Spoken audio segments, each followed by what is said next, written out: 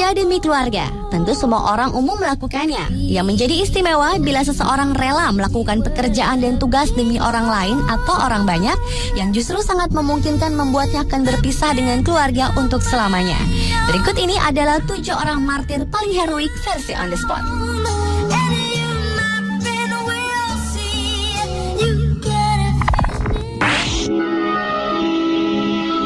Diawali dari seorang pria bernama Abdul Rozak, seorang pilot Garuda yang bertaruh nyawa saat menerbangkan pesawat Boeing 737-300 dari Mataram menuju Yogyakarta pada tanggal 16 Januari 2002 lalu.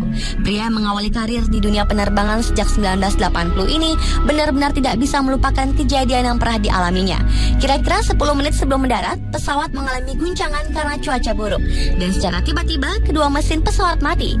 Di ketinggian 8.000 kaki atau sekitar 2,4 km, sang kapten berpikir pesawat akan jatuh dan semua penumpang termasuk dirinya akan tewas. Namun di saat keadaan genting tersebut, tiba-tiba ia melihat sebentuk garis putih di tengah awan hitam yang kemudian langsung mengarahkan pesawat ke garis putih tersebut. Saat itulah ia melihat sebuah sungai dan langsung berinisiatif mendaratkan pesawat ke sungai tersebut, yang akhirnya membawa akhir bahagia baginya dan juga seluruh penumpang pesawat. Sesudah tragedi tersebut, Rozak menjalani terapi trauma psikologi selama 6 bulan. Seiring perjalanan waktu, kini bapak dari 5 anak ini sudah kembali terbang menjelajah angkasa raya, tapi frekuensinya tidak sesering dulu.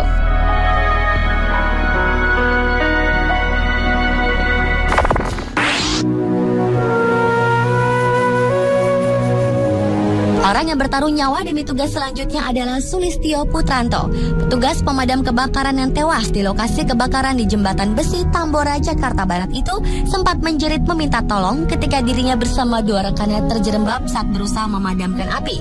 Sulis menjebol atap belakang dan langsung menuju lantai 2 sambil memegang ujung selang. Dan ketika tengah memadamkan api, lantai 2 rumah konveksi tersebut ambruk, yang sontak membuat Sulis terjerembab ke lantai 1. Ketika ditemukan, kondisi ketiga petugas pemadam kebakaran itu penuh luka bakar. Ketika dilarikan ke rumah sakit, nyawa Sulis akhirnya tidak terselamatkan. Sementara kedua rekannya, Ahmad dan Jose, selamat meski harus dirawat di rumah sakit dalam kondisi kritis. Atas jasa pria berusia 24 tahun itu, Dinas Pemadam Kebakaran menggelar upacara penghormatan untuk melepas jenazah Sulistyo Putranto ke pemakaman di rumah duka di Gambir, Jakarta Pusat pada tanggal 11 Desember 2009 lalu dan kemudian dimakamkan ke tempat pemakaman umum Karet Bifa.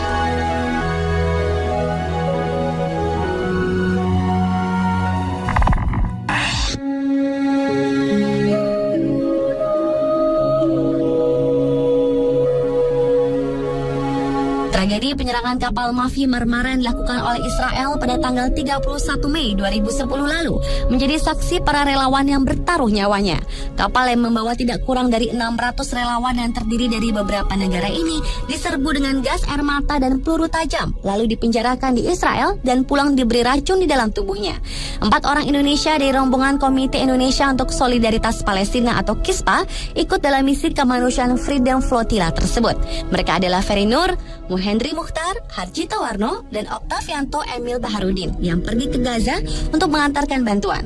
Selama di penjara, relawan dilarang beribadah, buang air kecil, dan tidak diperbolehkan berbicara dengan sesama relawan lainnya, apalagi dengan berbahasa Indonesia. Saat di penjara pun semua kamera, dokumentasi hasil penyergapan, dan juga barang-barang elektronik seperti handphone milik relawan disita. Suasananya saat itu benar-benar sangat kacau, brutal, dan setiap saat para sniper terus mengawasi.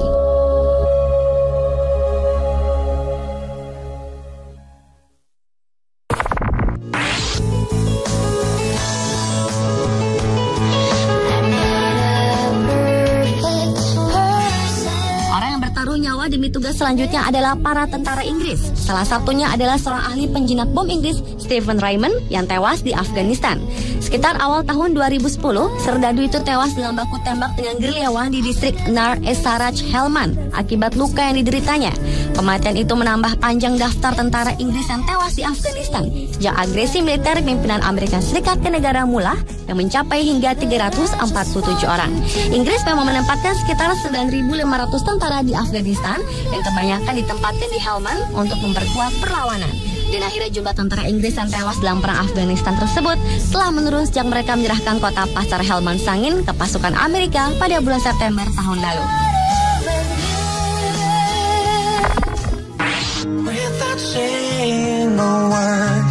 Berikutnya Rita adalah seorang suster bernama Rita Retnaningtyas yang bekerja di Miyagi National Hospital, Jepang. Perawat berusia 25 tahun ini telah berjasa merawat para korban tsunami di Miyagi. Rita bersama TKI perawat lainnya bersedia bertahan di daerah dekat gempa dan tsunami tersebut untuk melakukan pekerjaan sosial kemanusiaan yang mulia. Sebagian dari 35 TKI itu telah dievakuasi ke daerah yang jauh gempa dan radiasi reaktor nuklir. Sedangkan beberapa orang seperti Rita justru masih bertahan di Miyagi sampai sekarang. Sejak peristiwa gempa dan tsunami di Jepang, Rita terus melakukan kontak dengan suaminya Bambang Wagina dan keluarganya di Semarang. Rita mengatakan kepada keluarganya bahwa dirinya dan beberapa teman TKI yang bekerja sebagai perawat dalam kondisi sehat dan masih tetap bekerja seperti biasanya. Duta Besar Jepang untuk Indonesia, Kojiro Shiojiri pun menyampaikan ucapan terima kasih kepada beberapa perawat asal Indonesia karena sangat berjasa telah merawat para korban tsunami.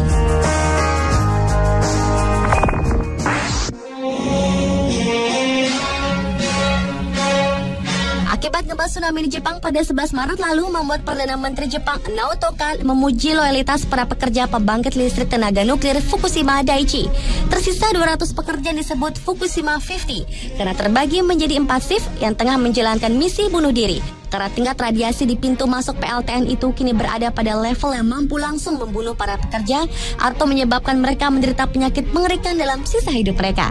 Dengan hanya bermodalkan senter dan menggunakan pakaian standar lapangan, mereka bergerak menembus gelap dan dinginnya malam di kawasan itu. Para ahli meliti bahwa pakaian kedap udara yang mereka kenakan hanya sedikit bisa menghentikan paparan radiasi. Bahkan salah satu pekerja PLTN yang telah menyerap dosis radiasi yang hampir mematikan mengirimkan pesan kepada istrinya, "Tolong terus lakoni hidup dengan baik, untuk sementara saya tidak bisa pulang." Serta masih banyak lagi pesan-pesan lainnya. Pesan-pesan menyayat hati Fukushima 50 kepada keluarganya itu sempat dipublikasikan oleh televisi nasional Jepang beberapa waktu lalu.